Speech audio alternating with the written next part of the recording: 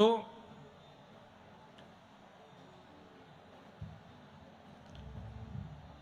प्रभु श्री राम जब रामावतार में प्रकट हुए, उनसे पूर्व एक वेदवती नाम की कन्या थी। बहुत ध्यान से सुनिएगा। एक वेदवती नाम की कन्या ने खूब यज्ञ किए, तप किए कि भगवान मुझे पति रूप में प्राप्त हो।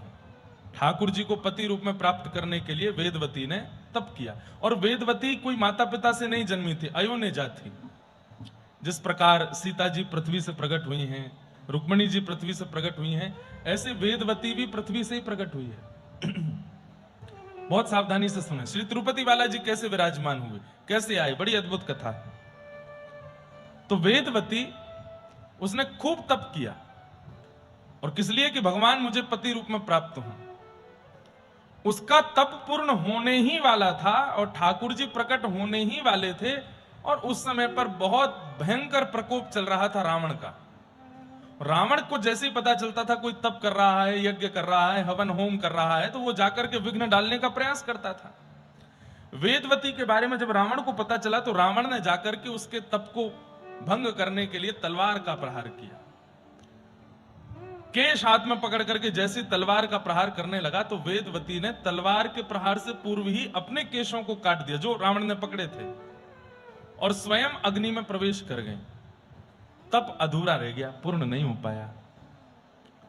लेकिन फिर भी ठाकुर जी ने उनके उतने ही तप से कृपा करके उन्हें वचन दिया कि हम तुम्हें स्वीकार करेंगे। और किस रूप में स्वीकार किया? जब रामावतार भगवान का हुआ तो भगवान ने सीता जी को दंडक वन में जाकर के कहा कि आप अग्नि में प्रविष्ट हो जाओ। और अग्नि से सीता जी के रूप में ही छाया की सीता जी प्रकट हो गई। वो वेदवती ही थी जिसने तप किया था भगवान की प्राप्ति के लिए। क्यों? क्योंकि दो कारण थे। एक तो रावण से बदला लेने के लिए वेदवती को पुनः आना था। सीता जी अगर राम जी के साथ जाएंगी तो रावण से बदला पूर्ण नहीं हो पाएगा, क्योंकि रावण का जो बदला है वो तो वेदवती को लेना है। और सीता जी इतनी कोमल हैं, इतनी कोमलांगा हैं कि वो यदि दुष्टों के दलन को देखेंगी तो उनका हृदय जो है वो बहुत करुणा में भर जाएगा। इसलिए ठाकुर जी ने सब विचारों को करते हुए सीता जी से कहा कि आप अग्नि में निवास करो। बोले आगे की यात्रा पर बोले आपका रूप धारण करके वेदवती मेरे साथ रहेगी। उसने तप किया था, वो मुझे पति रूप में पाना चाहती है, तो मैं उसका पति भी बन जाऊंगा कुछ दिन के लिए, और वो आपके रूप में रहेगी, और उसको रावण से बदला लेना है, और वो कार्य भी हो जाएगा। तो सीता जी अग्नि में प्रविष्ट हो गई और वेदवती सीता जी के रूप में छाया रूप धारण करके वन की लीला में आगे आई। रावण उसका हरण करके ले गया। रावण के यहां रह करके पूरी लंका का, रावण का संपूर्ण परिवार का विध्वंस किया। तब जाकर के उनके पूर्व जन्म का बदला पूर्ण हुआ। राम जी वेदवती को लेकर के वापस अयोध्या आ गए। वेदवती सीता है, वो सीता जी के रूप में ही। लेकिन अयोध्या आकर के राम जी मंच पर विराजते हैं, सिंहासन पर विराजते हैं, संग में प्रसाद पाते हैं, लेकिन वेदवती की ओर ज्यादा निहारते नहीं। क्यों? एक पत्नी व्रती है, पत्नी तो हमारी सीता जी है। ये तो वेदवती छाया सीता बनकर के हमारे साथ है। तो एक दिन वेदवती को क्रोध आया, बोले कि आपको मैंने तप करके प्राप्त करना चाहा कि आप मुझे पति रूप में मिलें, पर ये कैसा निर्वहन कर, आप मेरी ओर देखते भी नहीं है। तो बोले देवी मैं मर्यादा पुरुषोत्तम राम हूं, एक पत्नी व्रती हूं, और मेरी पत्नी पावक में है, अग्नि में निवास कर रही है। आप तो वेदवती हैं, मेरी पत्नी के रूप में आई हो। तब वेदवती ने कहा तो फिर मैं पुनः प्रस्थान कर रही हूं, और मैं सबको यह बात बता दूंगी कि आपके यहां न्याय नहीं होता, कितना भी तप करो, कुछ भी करो, आप प्राप्त नहीं होते। तब ठाकुर जी बोले नहीं नहीं नहीं, ऐसा नहीं करो। बोले क्या होगा फिर? मेरे भजन का तप का फल मुझे कैसे मिलेगा? तब भगवान बोले हम तुम्हें वचन देते हैं, कालांतर में तुम आकाश राज की बेटी पद्मावती बनकर के आओगी, और हम वेंकटाधिपति श्री तिरुनारायण भगवान के रूप में प्रकट होंगे और तुम्हारे साथ विवाह करेंगे। विवाह करके तुम्हारे साथ निवास करेंगे। इसलिए अब तुम एक जन्म और लो, आकाश राज की पुत्री पद्मावती बनकर के आओ। आकाश राज की पुत्री पद्मावती के रूप में प्रकट हुई। बचपन से ही ठाकुर जी की लीला कथा श्रवण करके भगवान को पति रूप में मान लिया। अपने पिताजी से कहा कि मैं विवाह करूंगी तो केवल और केवल इन्हीं से करूंगी, नारायण से करूंगी। इनके अलावा किसी और से मेरा संयोग नहीं होगा। इनके पिता ने कहा, गैया चराने वाला जिसका रंग भी गोरा नहीं है और हम इतने धनवान हैं, वो मेरी बेटी का वरण करेगा, इतनी संपत्ति उसके पास है। तब पद्मावती जी ने बताया, मैं तो 3 जन्मों से उनकी प्राप्ति करना चाह रही हूं पिताजी, आप कृपा करके उनको स्वीकार कीजिए ना। बोले तो उनसे कहो आकर के हमसे तुम्हारा हाथ मांगे। तब पद्मावती जी ने खूब तप किया, तप करके ठाकुर जी का आवाहन किया और तब तिरुनारायण भगवान श्री वेंकटाधिपति तिरुपति बालाजी, जिनको आजकल हम बोलते हैं, नाम उनका क्या है? तिरुनारायण भगवान, श्री वेंकटेश भगवान, तिरुनारायण भगवान प्रकट हो गए और प्रकट होकर के पद्मावती के पिताजी से हाथ मांगने गए। आपकी पुत्री ने पूर्व जन्म में तप किया था हमको प्राप्त करने के लिए, अब हम इस जन्म में आ गए इनका वरण करने के लिए, आप कृपा कर इनका विवाह हमसे कराओ। तो इनके पिताजी ने व्यंग में ठाकुर जी से कहा, इतनी संपत्ति है कि हमारी पुत्री को रख सको?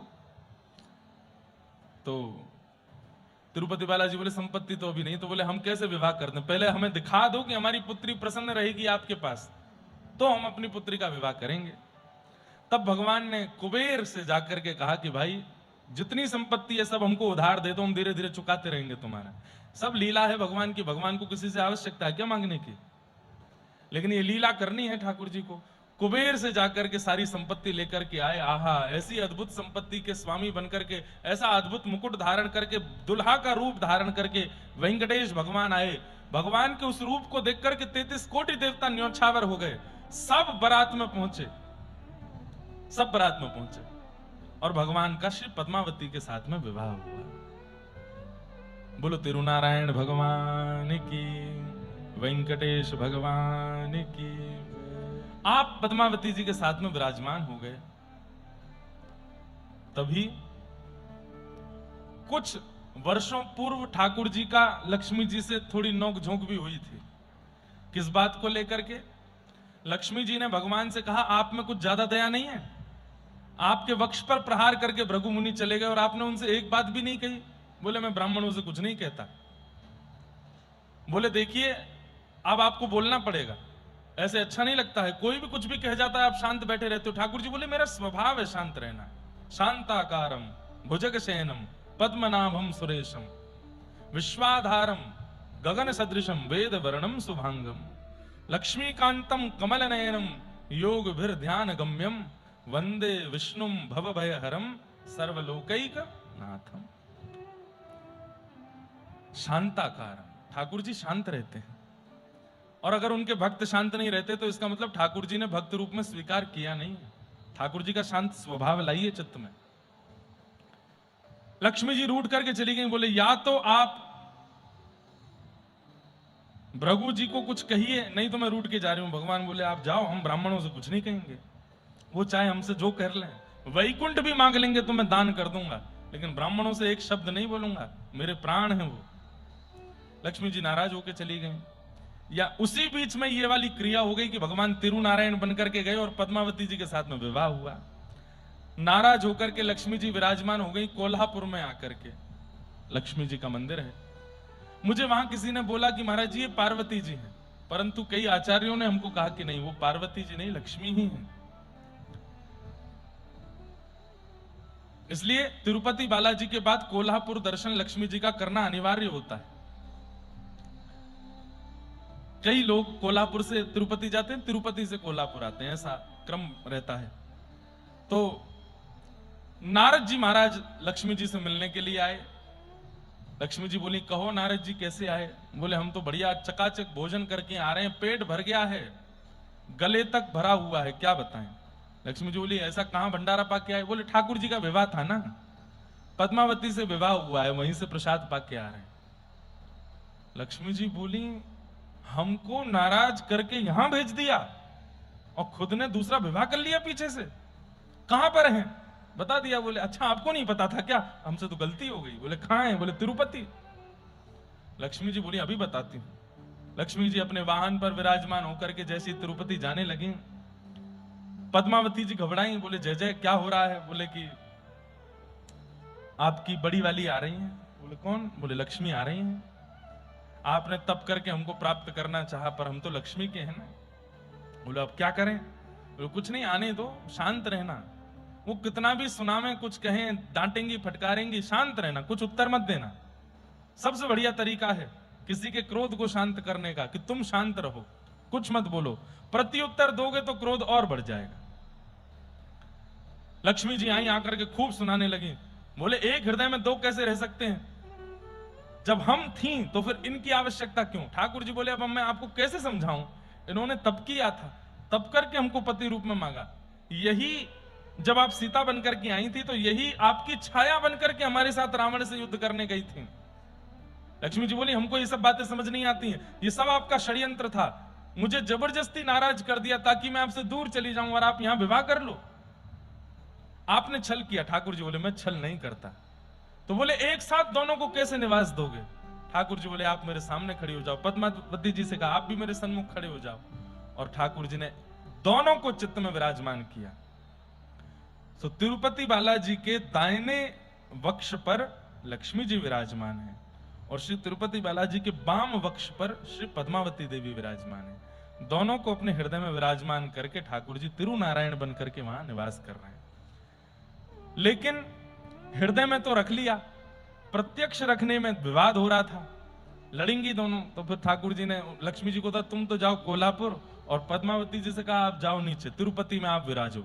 तिरुमला में अकेले ठाकुर जी विराजते हैं और जो लोग वहां दर्शन करने जाते हैं उनका खूब मंगलमय होता है। स्कंद पुराण में ऐसा लिखा है कि त्रेता में राम जी को देखने से जो फल त्रेता के लोगों को प्राप्त हुआ, कलयुग में वही फल तिरुनारायण भगवान का दर्शन करने से प्राप्त होता है, तिरुपति बालाजी का दर्शन करने से प्राप्त होता है। तो कथा थोड़ी सी आगे पीछे जैसी है, लेकिन इसको ध्यान पूर्वक चिंतन करोगे तो समझ आ जाएगी। वेदवती की तपस्या से प्रसन्न होकर के भगवान ने उन्हीं को पहले छाया की सीता के रूप में स्वीकार किया। छाया की सीता स्वरूप में वेदवती प्रसन्न नहीं थी, तब भगवान ने उनको पुनः पद्मावती के रूप में प्रकट कराया और स्वयं तिरुनारायण रूप में प्रकट होकर उनसे विवाह किया। और कुबेर से जितना कर्जा लेके आए थे भगवान आज तक चुका रहे हैं। तो वहां हुंडियां हैं, उन हुंडियों में जो भी दान दक्षिणा डाली जाती है वो सब ठाकुर जी सरकार को देते हैं। मतलब कुबेर का जो भी कर्जा है वो चुका रहे हैं। आज भारत सरकार पर जितना भी धन इकट्ठा होता है उसमें सबसे ज्यादा धन जहां से आता है वो तिरुपति बालाजी। अगर तिरुपति बालाजी धन देना बंद कर दें सरकार को तो हमारी, ऐसा कहना तो नहीं चाहिए, पर भारत की सरकार को बहुत बड़ा घाटा हो जाएगा, अपंग जैसे हो जाएंगे। क्यों? तिरुपति बालाजी से बहुत संख्या में सरकार को राहत मिलती है।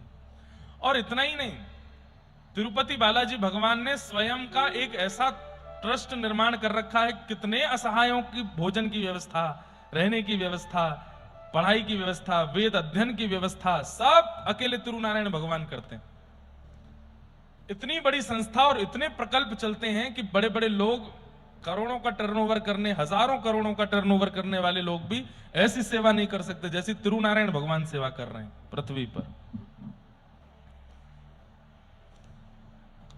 रामानुजाचार्य जी, अच्छा अब कथा सुनो।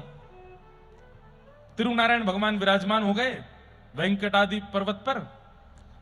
कालांतर में जब कलयुग प्रारंभ हुआ तो कलयुग में शैव में और वैष्णवों में थोड़ा मतभेद हो गया। क्या? शैव कहने लगे कि ये भगवान महादेव के पुत्र कार्तिकेय हैं, और वैष्णव कहने लगे, बोले ये हमारे नारायण भगवान हैं। तब बोले अब कैसे इसका पता किया जाए कि ये कौन है? तो असंख्य संख्या में शैव और वैष्णव सब पहुंच गए तिरुपति, और वहां जाकर के रामानुजाचार्य जी ने एक प्रस्ताव रखा। बोले क्या? बोले ठाकुर जी के गर्भगृह में त्रिपुंड, त्रिशूल, डमरू और कमंडल और जो शैवों के आयुध हैं और बाघंबर आदि ये भीतर रख दो, और एक तरफ हम ऊर्ध्वपुंड, शंख चक्र, कौस्तुभ मणि ये भीतर रख देते हैं। रात भर आप लोग अपना भजन करना, हम अपना भजन करेंगे। सुबह दर्शन खोलेंगे, जो आभूषण ठाकुर जी पहन लेंगे ठाकुर जी वही हैं फिर। ठीक है। त्रिपुंड आदि सब भीतर रख दिए गए, त्रिशूल आदि भी रख दिए गए। यहां पर रामानु संप्रदाय का तिलक रख दिया गया, ठाकुर जी के लिए शंख चक्र रख दिए गए, कौस्तुभ मणि रख दी गई, श्रीवत्स का चिन्ह रख दिया गया जो भृगु जी का चिन्ह है। और ठाकुर जी से निवेदन किया, जय जय हम रात भर भजन करेंगे, सुबह मंदिर खोलेंगे, आप जो श्रृंगार स्वीकार करोगे उससे यह निर्मित हो जाएगा कि आप शैव हो कि वैष्णव हो, मतलब आप कार्तिकेय हो कि नारायण हो। रात्रि में मंदिर बंद हुआ, एक तरफ शैव बैठे हैं अपना भजन कर रहे हैं, एक तरफ वैष्णव बैठ के अपना भजन कर रहे हैं। तभी रामानुजाचार्य जी के स्वप्न में ठाकुर जी आ गए। रामानुजाचार्य जी बोले, कहो जय जय, क्या आज्ञा? आचार्य प्रवर, ये कलिकाल है, कलिकाल में मैं अपनी सेवा स्वयं नहीं करता, अपना श्रृंगार स्वयं नहीं करता, अपना भोजन स्वयं नहीं पाता, मैं अर्चक के अधीन रहता हूं, मैं कैसे धारण कर लूं इन श्रृंगारों को? ऐसा मत करो ठाकुर जी, सुबह बड़ा विवाद हो जाएगा शैव और हम लोगों में, आप एक श्रृंगार तो धारण कर लीजिए। इतना कुछ करने की सामर्थ्य रखने वाले ठाकुर जी, एक तिलक उठा के पहन लीजिए माथे पे, सुबह हम लोग देख लेंगे। ठाकुर जी बोले, कदापि नहीं, पूर्ण सामर्थ्यवान होते हुए भी कलिकाल में मैं हिलूंगा भी नहीं, अपने आचार्य के अधीन रहूंगा, अपने अर्चक के अधीन रहूंगा। वो खिलाएगा तो खाऊंगा, वो पिलाएगा तो पीऊंगा, वो सुलाएगा तो सोऊंगा, वो नचाएगा तो नाचूंगा, वो पहनाएगा तो पहनूंगा। इसलिए आचार्य चरण देख लो आपको क्या करना है। रामानुजाचार्य जी बोले, अब हम क्या करें? अब मैं मंदिर के अंदर घुसूंगा तो यहां तो विवाद हो जाएगा बाहर। तब ठाकुर जी ने कहा, आप अपने मूल रूप को पहचानिए, आप शेषनाग हैं, आप शेषावतार हैं। नाग रूप धारण कीजिए, मंदिर के बाजू में एक नाली है जहां से अभिषेक का जल बाहर जाता है, और नाग रूप धारण करके वहां से भीतर आ जाइए, और भीतर आके आचार्य रूप धारण करके शंख चक्र तिलक पधरा दीजिए। तब रामानुजाचार्य जी अपने रूप में प्रकट हुए, शेषावतार, शेषनाग का रूप धारण किया, और सब बैठे थे अर्धरात्रि के समय, और आप पीछे की नाली से भीतर प्रवेश कर गए, और भीतर जाकर के पुनः आचार्य रूप धारण करके ठाकुर जी को ऊर्ध्वपुंड धारण कराया। दो भगवान के चरणारविंद, बीच में लक्ष्मी, नीचे आसन, और यहां पर शंख चक्र दोनों ठाकुर जी के हस्तकमल, हस्तकमल ठाकुर जी के बिल्कुल कंधे के ऊपर है, ऐसे हैं तिरुनारायण भगवान। तो यहां पर शंख चक्र दोनों अंकित ठाकुर जी को धारण करा दिए, और ठाकुर जी ने कहा, अब आप जल्दी जाओ। पुनः नाग रूप धारण करके आप बाहर आ गए, आकर के वैष्णवों के बीच में कीर्तन करने लगे। प्रातःकाल मंदिर जैसे ही खुला, और खोलते ही सबने देखा कि ऊर्ध्वपुंड धारण है, शंख चक्र अंकित है, जय जयकार होने लगी, श्रीमन नारायण की जय हो, श्रीमन नारायण की जय हो, और नारायण घोषित हो गए। तब रामानुजाचार्य जी ने उस स्थान का प्रकाश किया। ठाकुर जी बोले, आचार्य प्रवर, बोले जी शंख चक्र अंकित कर दिए, मंत्र और सुना दो। तो बोले, जय जय, अभी नहीं, फिर कभी।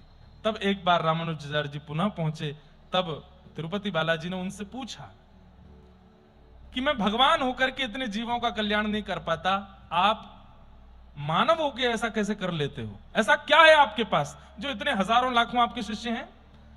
तब आपने ठाकुर जी को कहा, नीचे झुकिए, मुकुट उतारिए, कान पास में करिए, बताता हूं।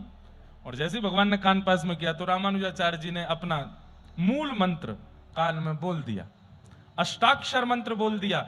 ठाकुर जी बोले, अरे ये तो मेरा ही नाम है। तो ठाकुर जी से आचार्य प्रवर बोले, बस यही है, आपके नाम से ही सब कल्याण हो रहा है दुनिया का, हमारे पास कोई जादुई कोई छड़ी थोड़ी है, आपका नाम ही है नाथ। और सुनिए, बोले क्या?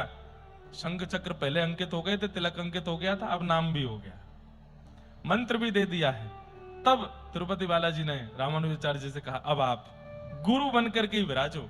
तिरुपति बालाजी में, बाकी सब जगह रामानुजाचार्य जी ऐसे विराज रहे हैं, तिरुपति बालाजी में ऐसे विराजते हैं। और वेंकटेश भगवान वहां पर बड़े अद्भुत रूप में विराजमान है। व्यक्ति को साल में एक बार तो तिरुपति जरूर जाना चाहिए। अगले वर्ष हमारी कथा है 2027 में, तिरुपति में कथा है, रोज जाएंगे, गोविंदा गोविंदा वेंकट रमणा गोविंदा। अब फिर आगे चल करके बड़ी वहां की विधियां हो गई, केश दान का भाव हो गया, और भी कई भाव हो गए, सब भाव हैं, परंतु मूल बात यह है, साक्षात परमात्मा इस समय धराधाम पर यदि कहीं प्रत्यक्ष रूप से विराजमान है, जिन्हें अंकित करके आप कह सकते हो कि इनको देखा तो मतलब मैंने परमात्मा को देख लिया, वेंकटादि पर्वत पर विराजमान श्री तिरुपति बालाजी साक्षात परमात्मा का स्वरूप है। ऐसे वेंकटेश भगवान इस रूप से तिरुपति में विराजमान हुए, अवस्थित हुए। अब उनकी और भी सुंदर सुंदर कथाएं हैं। ऐसे भगवान है, माथा इतना बड़ा है पर तिलक लगाते हैं यहां से इधर से तिलक लगाते हैं ऐसे, क्यों? बोले एक अर्चक थे, ठाकुर जी को बड़े प्रिय थे, वृद्ध हो गए थे और कमर उनकी झुक गई थी, हाथ पहुंचता नहीं था, तो ठाकुर जी को ऐसे ही तिलक लगा देते थे। किसी ने आकर के कहा अर्चक बदल दो भैया, आप मत आया करो सेवा में, हम कुछ और। तब ठाकुर जी बोले नहीं, अब तो मैं ऐसे ही तिलक लगाऊंगा। नेत्रों से आज भी तिलक धारण करते हैं ठाकुर जी। बस अच्छा, बृहस्पतिवार के दिन अगर मैं गलत नहीं हूं तो उस दिन का दर्शन करिए, अद्भुत दर्शन होता है। तिरुपति बालाजी श्रृंगार नहीं कराते उस दिन, 2-3 माला पहन के रखते हैं बस, और उस दिन यही माथे पर तिलक धारण कर, उस दिन नेत्र दर्शन होता है ठाकुर जी का। और बाकी के दिन ठाकुर जी यहीं से तिलक लगवाते हैं, नेत्रों से धारण करते हैं। उस भक्त की प्रसन्नता में आज तक ठाकुर जी ऐसे तिलक करते हैं। एक ग्वारिया था, वो रोज दूध लेकर के ऊपर आता था। ठाकुर जी ने उसको कहा कि भाई तुम वृद्ध हो गए हो, मत आया करो, इतना नीचे से आते हो चढ़ करके पूरे पर्वत पर, हमको बहुत कष्ट होता है। बोला मैं, मेरी सेवा है, मुझे रोको मत, मैं आऊंगा। तो ठाकुर जी बोले जब तक दूध मिलेगा तब तक तो आएगा, दूध मिलना बंद होगा तो फिर कैसे आएगा? तो ठाकुर जी रात को ही जाते, सब गैयाओं के नीचे बैठ के थन से दूध पियाते, सारी गैयाओं का दूध पियाते। सुबह जब वो दूध काटने बैठता तो एक बूंद दूध नहीं मिलता। अब बिना दूध के कैसे जाए ऊपर? वो गया नहीं, एक दिन नहीं गया, 2 दिन नहीं गया, 3। उसने कहा कौन आकर के रात में मेरी गायों का दूध पी जाता है? लाठी लेकर के बैठा, और इतने में गोपाल रूप धारण करके श्री तिरुनारायण भगवान तिरुपति बालाजी आए और गैयाओं का थन मुख में लेकर के जैसे ही पी रहे थे, तुरंत उसने दूर से देखा ये कोई बालक है, कोई अहीर का बालक आया है, दूध पी रहा है। वहीं से निशाना लेकर के उसने जोर से लाठी मारी। ठाकुर जी भागे लेकिन लाठी जाकर के थोड़ी पे लगी, और ठाकुर जी दौड़ करके ऊपर मंदिर पहुंचे। 2-4 गायों का दूध बच गया था, उसने निकाल लिया, लेकर के ऊपर गया तो तिरुपति बालाजी की थोड़ी से खून रक्त प्रवाह हो रहा था। उसने पूछा जय जय ये आपकी थोड़ी पर कैसे लगी? बोले मत पूछो, बस एक भक्त ने मारा। कौन से भक्त ने मारा? नाम तो बताओ उसका। तो भगवान ने उसी का नाम बोल दिया। बोले तुमने? मैं कैसे कर सकता हूं ऐसा नाथ? बोले सुबह सुबह कोई दूध पीने आया था तुम्हारी गैया का? हाँ, एक ग्वारिया बालक आया था। अरे बड़ा चतुर चंचल, रोज मेरी गायों का दूध। कितना, मैं तो सोचता हूं भगवान उसका पेट है कि कुआं, इतनी सारी गैयाओं का दूध थन लगा के पी जाता था। आज मैंने पकड़ लिया, पकड़ के मारा उसमें डंडा। ठाकुर जी हंस के बोले कोई और नहीं आए थे, हम ही आ रहे थे। हम ही रोज गौशाला में आके तुम्हारी सब गैयाओं का थन निकाल के दूध पी जाते थे, आज तुमने इतनी जोर से मारा। वो भक्त बहुत रोया। बोले मैं मना कर रहा था ऊपर मत आया करो, इसलिए तुमको रोकने के लिए मैं नीचे आके दूध पी जाता था। तब उसने कहा मैंने कितना श्रम करा दिया ना आपको, अब मैं क्या करूं? तब ठाकुर जी ने उसको कहा कपूर की औषधि बनाओ और औषधि बना के लगा दो। और वो औषधि यहां लगी। आज तक ठाकुर जी अर्चकों को बोले ये औषधि जब तक हमारा स्वरूप पृथ्वी पर विराजमान है नित्य लगाते हैं। ठाकुर जी यहां पर कपूर की वो औषधि धारण करते। अद्भुत अद्भुत लीलाएं हैं, अद्भुत अद्भुत कथाएं हैं ऐसे श्री तिरुपति बालाजी। रामानुजी वैष्णव जब दर्शन करने जाए तो तिरुनारायण भगवान को देख करके पहला प्रणाम तो करे कि हे श्रीमन नारायण मेरा प्रणाम स्वीकार करें, और दूसरा कहे जय हो हमारे बड़े गुरु भाई, हमारा प्रणाम स्वीकार कीजिए, आप हमारे बड़े गुरु भाई हैं। ऐसे श्री तिरुपति बालाजी को हम बारंबार प्रणाम करते हैं, वंदन करते हैं। तो महाराज जी की इच्छा थी कि तिरुपति बालाजी कैसे विराजे, तो वो कथा का थोड़ा सा संस्मरण संक्षिप्त रूप से हमने कहने का प्रयास किया। अब आइए श्री चतुर्भुजदास जी के पावन प्रसंग में हम लोग प्रवेश करते हैं। ये बात आप लोगों ने कुम्मन दास जी के चरित्र में सुनी है कि कुम्मन दास जी के 7 पुत्र थे। बहुत ध्यान से सुनिएगा। कुम्मन दास जी और उनकी पत्नी जब श्रीमद वल्लभाचार्य जी को प्रणाम करने के लिए गए, आचार्य चरण ने कहा कि वरदान मांगो, तो पत्नी ने कहा कि पुत्र रत्न दे दो। तब कुम्मन दास जी ने क्रोध भी किया कि तुमने ठाकुर आचार्य चरण से भगवान नहीं मांगे। तब आपकी पत्नी ने कहा कि भाई मेरी बुद्धि में जो आया मैंने मांग लिया, अब तुमको जो आवे तुम मांग लो।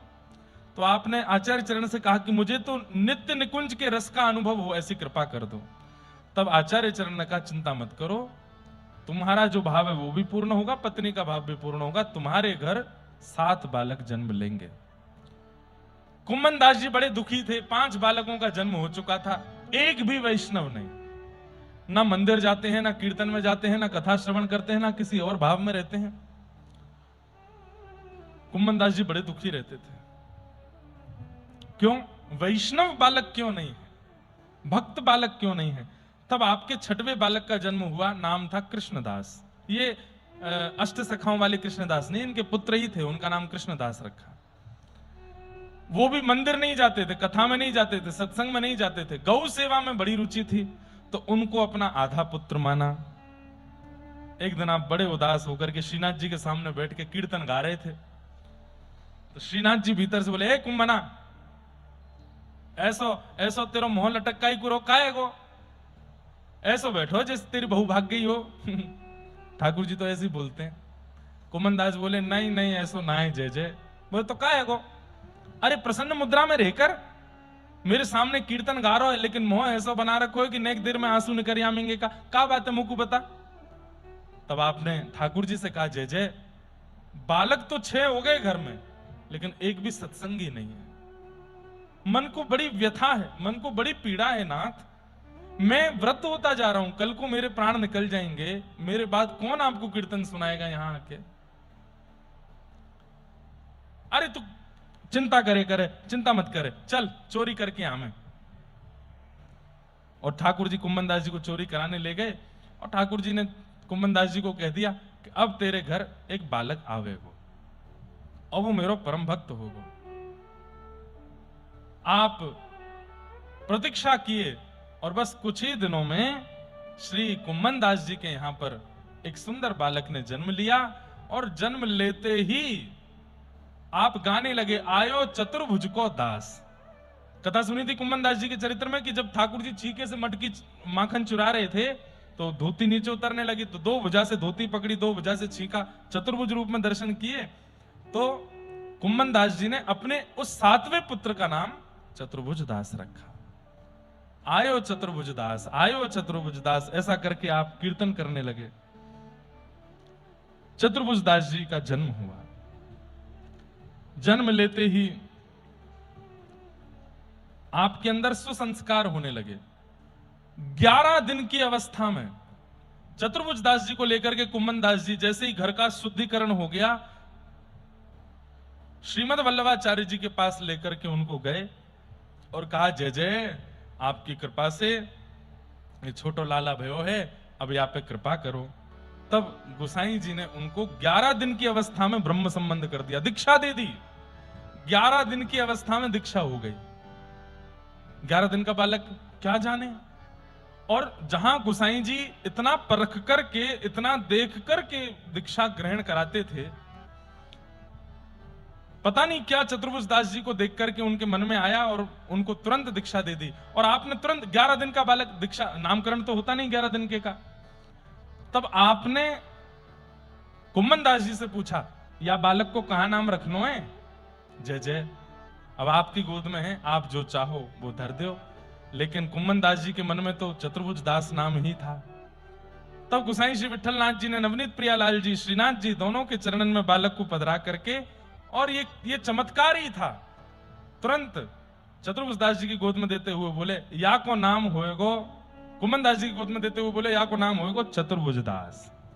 कुम्मन दास जी के तो नेत्र सजल हो गए, बोले, जो मैं सोच के बैठो वही नाम आपने धर दियो, जो मैं सोच के विराज रहो वही नाम आपने धर दियो। बस ये वैष्णव हो, ये भक्त हो, ये ठाकुर जी को अर्चक हो, ठाकुर जी को सखा हो, ऐसी मेरी इच्छा है। बंधुओं, मात्र 2.5 वर्ष की अवस्था, और श्री चतुर्भुज दास जी, 2.5 वर्ष का बालक कितना बड़ा होता है, थोड़ा बहुत चलना सीख जाता है बस। 2.5 वर्ष की अवस्था में एक दिन श्री चतुर्भुज दास जी शांत मुद्रा में बैठे थे, और उनको बैठे देख कुम्मन दास जी ने पूछा, अरे लाला, ये ऐसे शांत चित्त कैसे बैठो, नेत्र बंद करके, ऐसे समाधि लगा करके? तो श्री चतुर्भुज दास जी 2.5 वर्ष के अपने पिताजी से कह रहे हैं,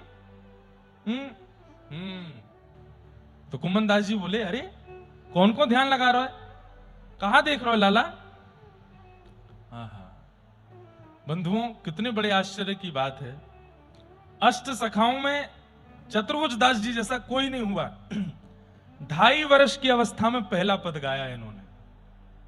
2.5 वर्ष की अवस्था में पहला पद गाया। कुम्मन दास जी बोल रहे, लाला कौन को चिंतन कर रहे हो?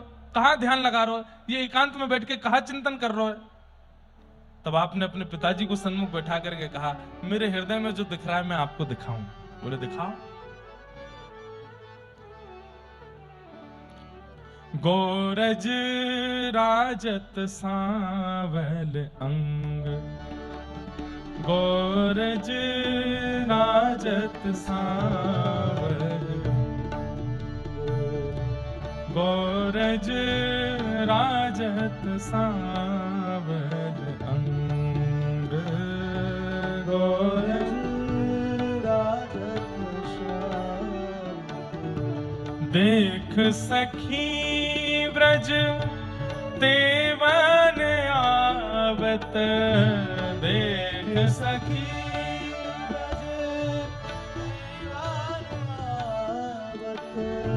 देख सखी ब्रज देवन आवत, देख सखी ब्रज देवन आवत।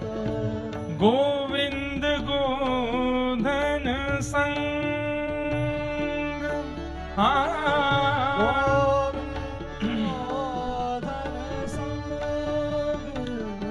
गोरज राजत सांवल अंग, गोरज राजत सांवल।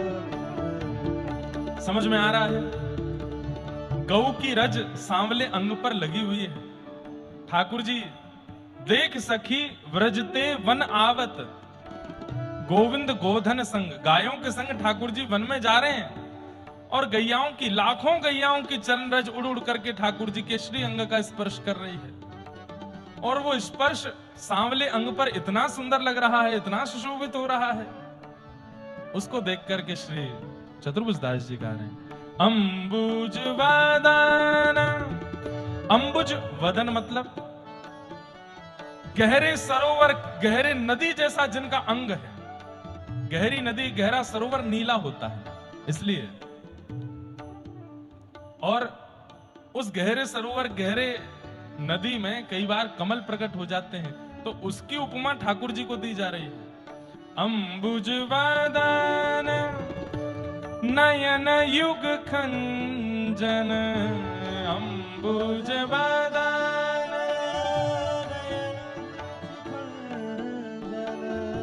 अंबुज वदन नयन युग खंजन, अंबुज वदन। नयन मानो जैसे कोई छुरी जैसे हो, जिसको देखते हैं घायल हो जाता है।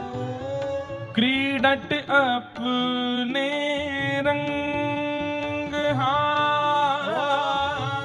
क्रीडत अपने रंग,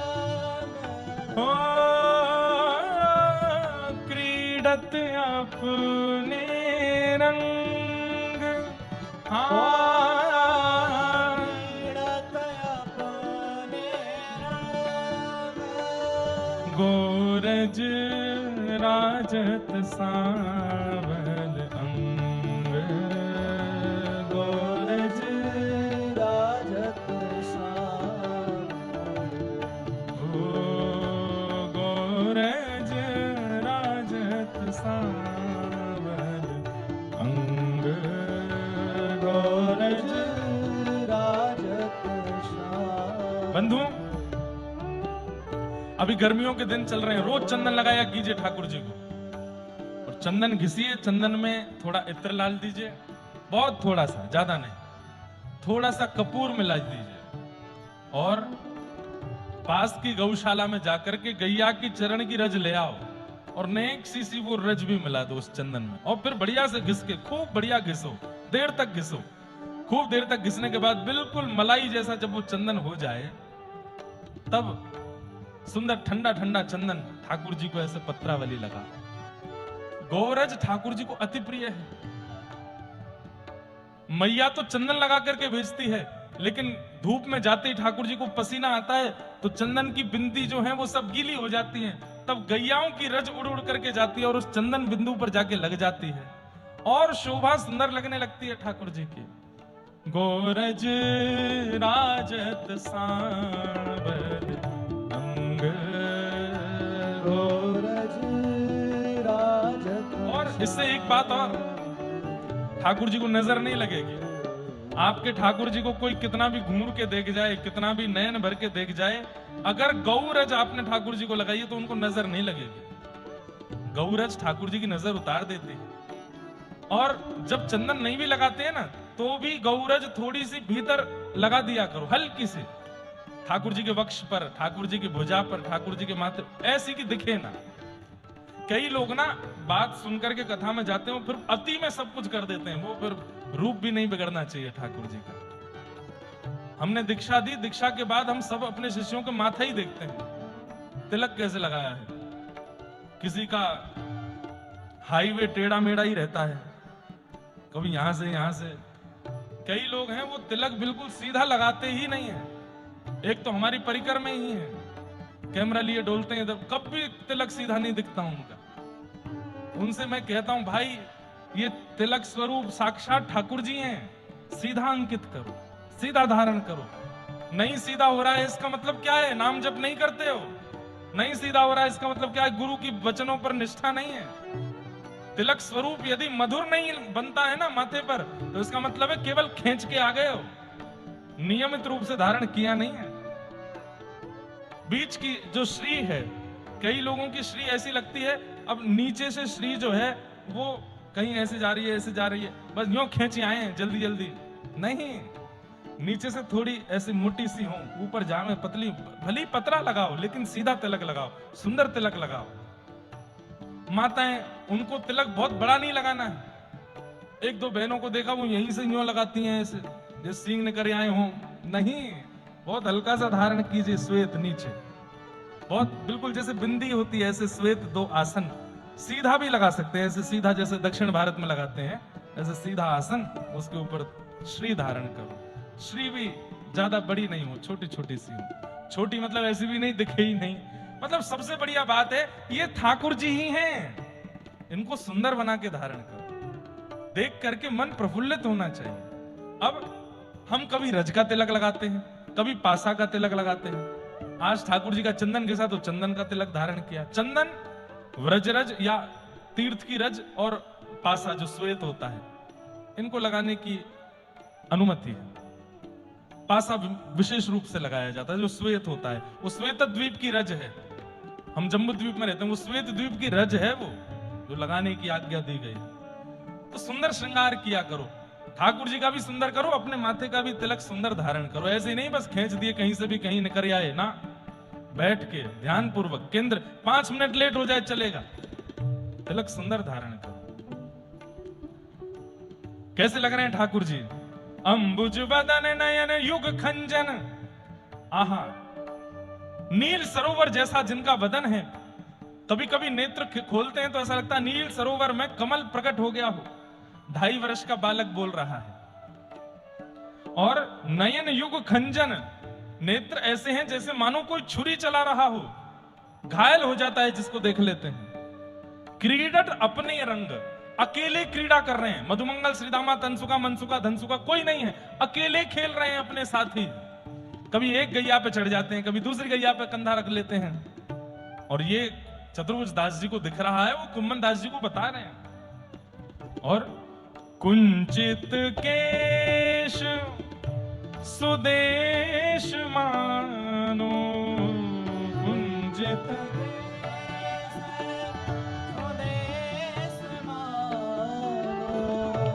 अलिशोभित ये संग प्रसंग, अलिशोभित ये संग, कबहु कवेणु बजावत गिरधर,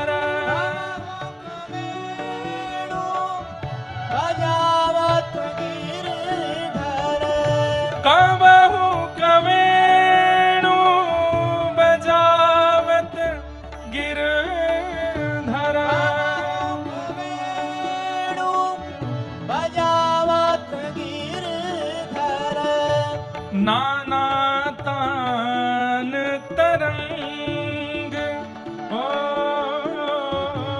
नाना हे गोरज राजत श्यामल अंग, गोरज राजत गोरज राजत सांवल अंग, गोरज राजत चतुर्भुज प्रभु गिरि धर नागर पे, चतुर्भुज प्रभु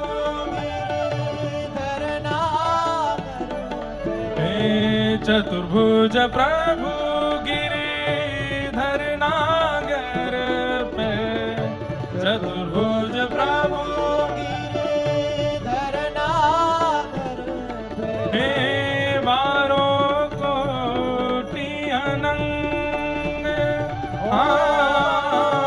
बारो कोटि अनंग, गोरज राजत श्यामल अंग, गोरज राजत श्यामल, ओ गोरज राजत श्यामल अंग, गोरज राजत हे राजत श्यामल, राजत ओ राजत श्यामल, हे राजत श्यामल।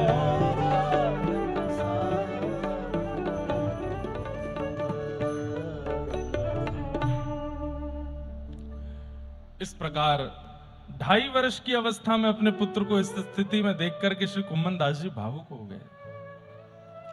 बलिहार जा रहे हैं अपने पुत्र की। बंधुओं, अष्ट सखाओं में सबसे ज्यादा कृपा श्री कुम्मन दास जी के पुत्र चतुर्भुज दास जी पर है। क्यों? कोई 35 वर्ष की अवस्था में, कोई 30 वर्ष की अवस्था में, कोई 40 वर्ष की अवस्था में भगवत शरणागति को प्राप्त हुआ है। चतुर्भुज दास जी 11 दिन की अवस्था में शरणागति हो गई थी और 2.5 वर्ष की अवस्था से तो पद गाने लगे ठाकुर जी के। आप ठाकुर जी का दर्शन करने के लिए जाते थे। सूरदास जी, कुम्मन दास जी, परमानंद दास, जिनका चरित्र अभी हम सुनने वाले हैं, बड़े बड़े जितने भी कृष्णदास आदि सब बैठे होते थे और श्री कुम्मन दास जी अपने पुत्र को लेकर के आते। अच्छा, एक और बात, इन अष्ट सखाओं में सब अलग अलग परिवार के हैं। केवल कुम्मन दास और चतुर्भुज दास ये पिता पुत्र हैं।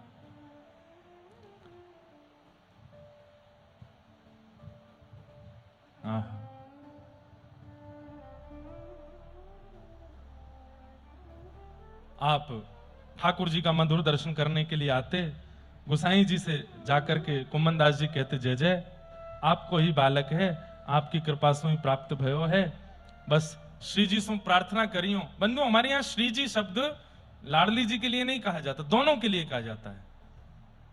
श्री माने किशोरी जी और जी माने ठाकुर जी। श्री जी माने किशोरी ठाकुर जी। कई लोग सोचते हैं श्री जी का मतलब केवल किशोरी जी। हाँ हैं, वो भी हैं, परंतु जैसे अब आप राधा वल्लभ जी जाओ और राधा वल्लभ जी से बाहर निकल के आप पूछो कि राधा वल्लभ जी के दर्शन कब होंगे, तो पहचान में आ जाओगे कि आप नए नए आए हो। पुराने दर्शक होगे तो क्या कहोगे, श्री जी के दर्शन कब होंगे। श्री माने राधा और जी माने वल्लभ।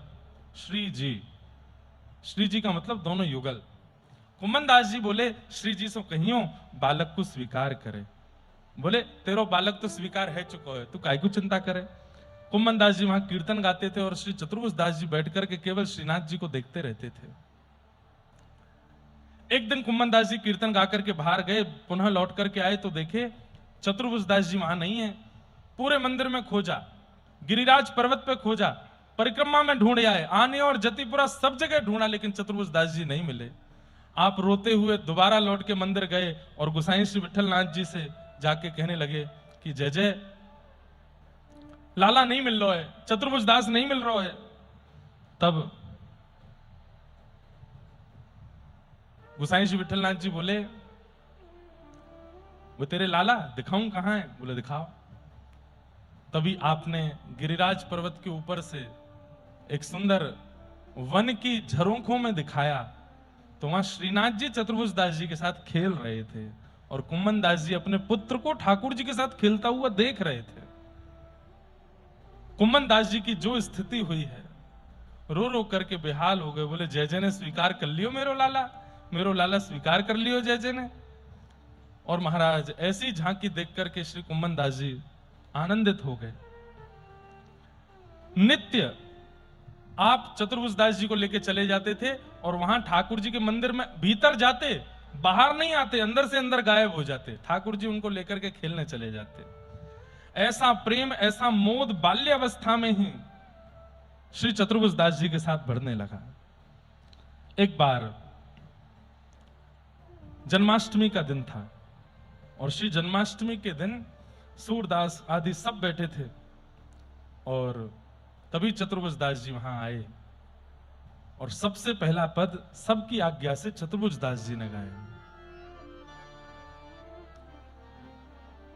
नैन भर देखूं नंद कुमार, नयन भर देखूं नंद, तादिन ते सब भूल गई हूं, तादिन ते सब भूल गई हूँ, बिसरोपन परवार,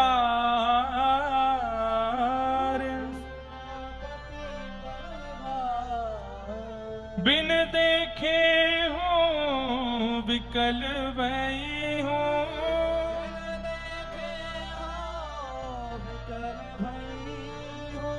रोम रोम सब हार, रोम रोम सब हार, नयन भर देखूं नंद कुमार, नयन भर हे नयन भर देखूं नंद कुमार, नयन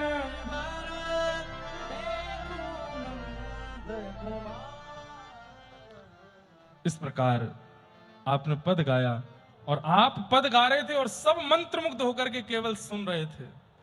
अरे कितने बड़े सौभाग्य की बात है कि श्री चतुर्भुज दास जी गा रहे हैं और जिस प्रकार पीछे सहायक गायक गाते हैं, ऐसे चतुर्भुज दास जी के सहायक गायक कौन है पता है?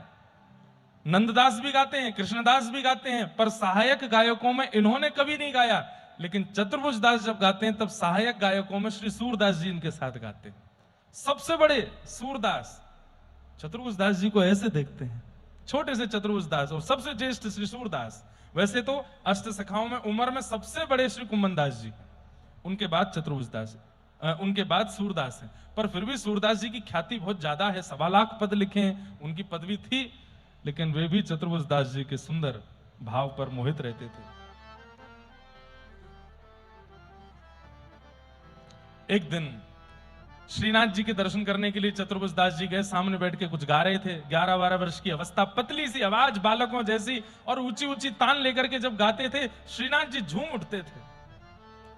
एक दिन श्रीनाथ जी बोले, हे चतुर्भुज, चतुर्भुज नहीं बोलते, क्या बोलते? कुंभना के। जैसे कई बार मित्रता में ऐसा होता है कि पिता का नाम लेके बोल दिया जाता है उनके, जैसे किसी के पिता का नाम रमेश है, ओ रमेश के कहां जा रहा है, ऐसे मित्र आदि कभी कभी बोल देते हैं। तो ठाकुर जी क्या बोलते हैं चतुर्भुज दास जी को? ए कुंभना के। बोले हाँ जय जय, चोरी करेगा? कैसे करनी है? बोले तेरे पिताजी से पूछ लियो, एक बार लेके गए हो मैं उनको।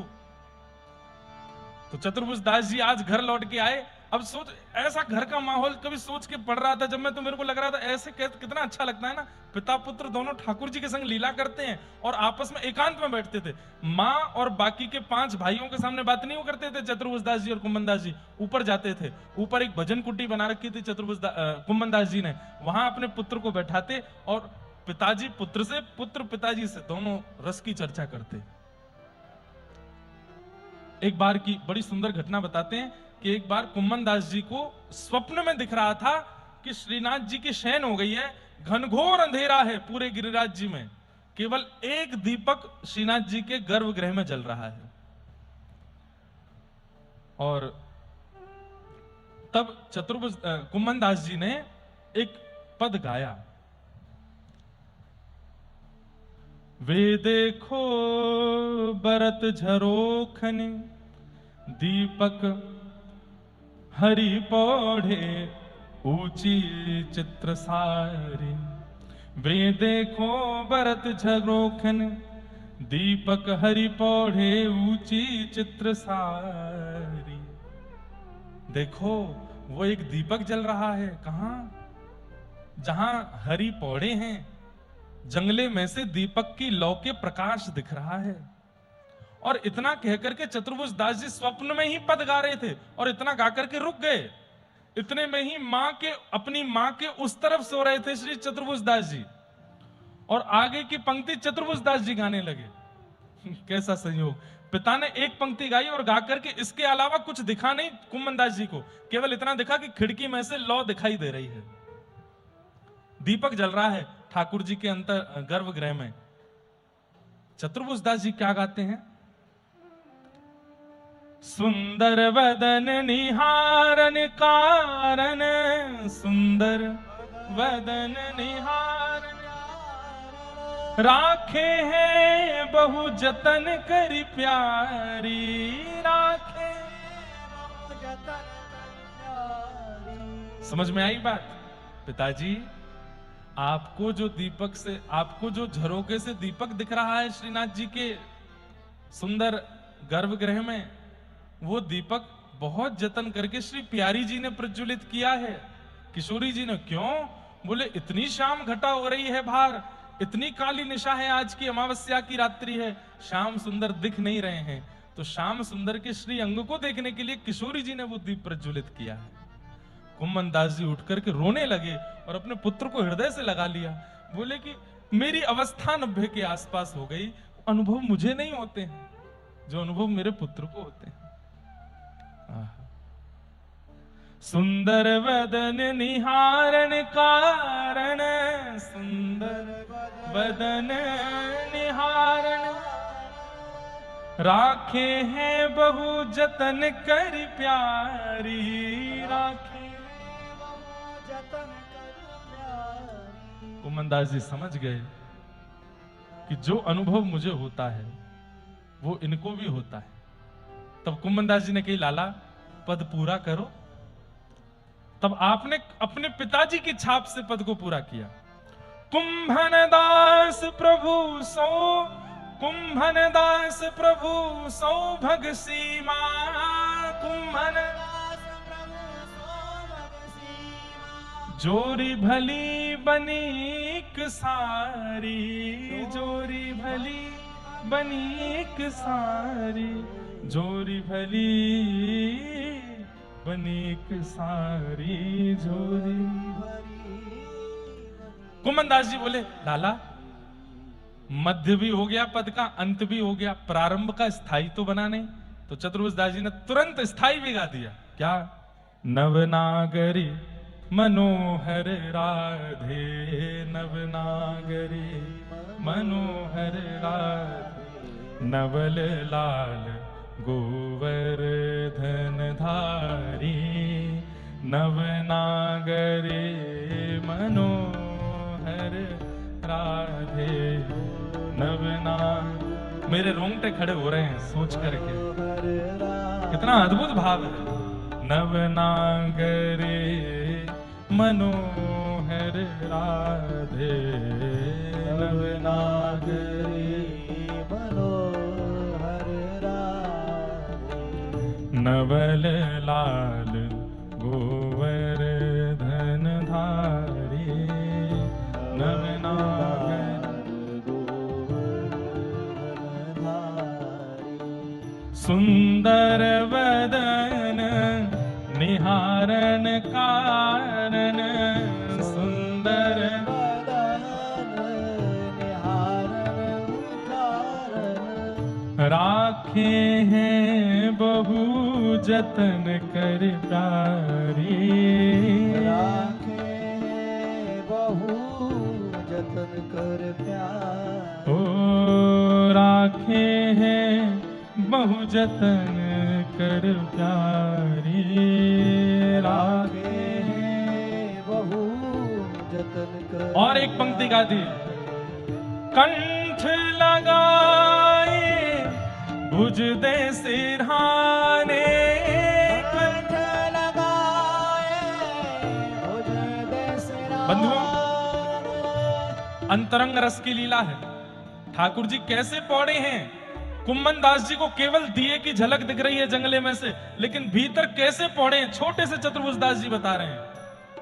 बोले ठाकुर जी ने अपनी भुजा ऐसे कर रखी है, उस भुजा पर श्री किशोरी जी पौड़ी हैं और एक दूसरे को अंक में भर के दोनों प्रिया प्रियतम पौड़े हैं। हाँ, अंक लगाए भुज दे सिरहाने, अंक लगाए भुज दे सिरहाने, एक टक निहरत पिय और प्यारी, एक टक निहरत पिए और प्यार। ओ नवनागरी मनोहरी राधे, नवनागरी मनोहर राधे, नवल लाल गोवर्धन धारी, नवल लाल गोवर्धन धारी।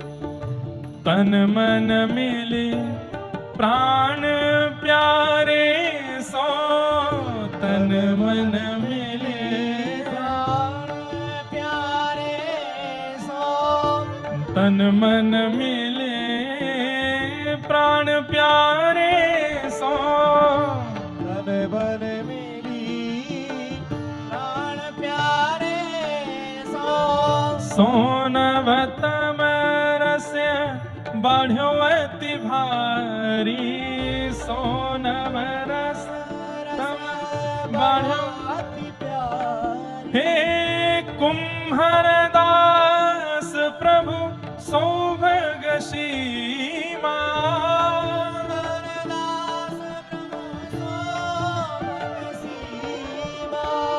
कुम्हर दास प्रभु सौभग सीमा,